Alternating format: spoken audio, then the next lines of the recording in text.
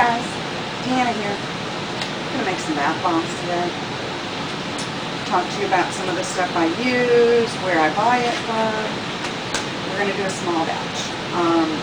What I start with is I have cornstarch. So all of my ingredients I have ordered from Wholesale Supplies Plus. Debbie May is amazing, and if you ever watch her videos, she is very put together, way more so than me, and she does a great job. So first of all, we're going to start. We've got cornstarch. I did 5 ounces of cornstarch. You're going to put that in your bowl. There's my bowl, by the way. Okay, next we're going to do the citric acid. I have done 15 ounces of citric acid. That came from Wholesale Supplies Plus as well. And then I have 30 ounces of baking soda. This also came from Wholesale Supplies Plus. If you do not sift it, this is what's going to happen. You're going to have all these little clumps in your bath bombs. So if you sift it, then you're going to get a nice smooth baking soda. Put that in there.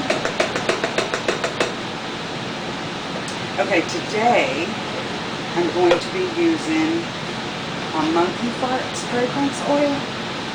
It is a blend of banana, grapefruit, orange, kiwi, coconut, raspberries, strawberries, and apples, and it smells delicious.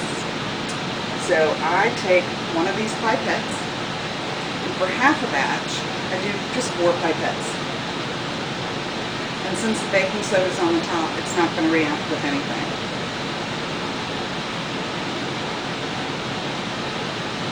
Oh, it smells so good. Okay, now I'm going to add my color. This Sexy Pink Slippers is so cute. I love it. So I'm going to do a teaspoon, no wait, a whole tablespoon of this.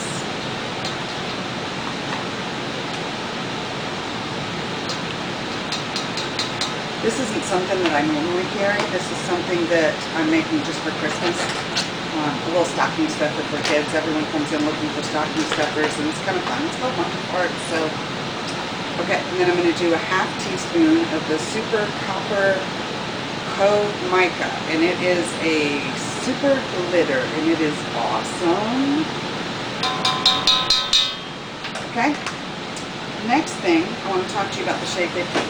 This here is amazing. It is a water dispersible emollient. So what that means is it's going to add all the properties of shea butter into your bath water with you. And it's also going to enhance the bubbles in the foam. And it's going to help hold that bath bomb together. What I do with that is I put this on top of the snail. Turn it on or hit tear. And I usually do 1.5 ounce for half a batch.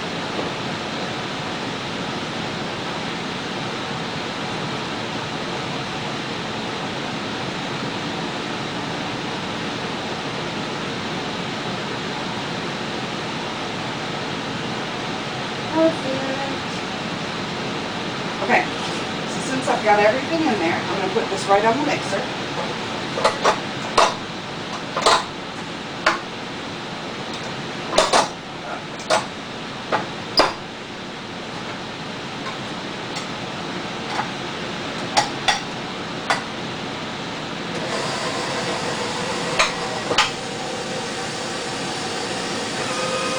Let it spin for about 2 minutes just to make sure it's all worked in there really good. I get these molds from Wholesale Supplies Plus as well. There's a top and a bottom. You can order them in lots of different ways. Like you can get 1 set, you can get 10 sets, you can get 100 sets. But I like to use them for the bath bomb to actually sit in as well while it's curing. What's the word I want?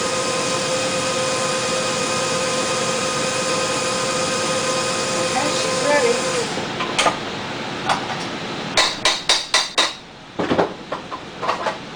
Okay, this is off, and I'm going to give it a last good swirl because sometimes the baking soda gets stuck on the bottom, so I just want to make sure it's all in there good. Okay, I hope you can see what's inside this bowl. so pretty. It's pink with glitter. Okay, so I take a top and a bottom, I put it in, and I twist. Take the top off, remove the excess, put the top back on, twist again. Remove the excess again, put the top back on, and look, she's good to go. So I will leave her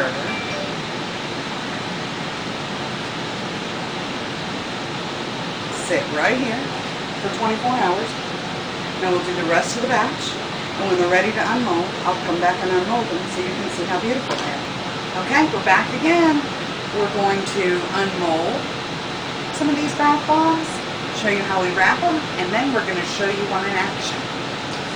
I usually take it and turn it upside down and just pop it real soft on the side, and the bomb will pop right out. You won't have any problem.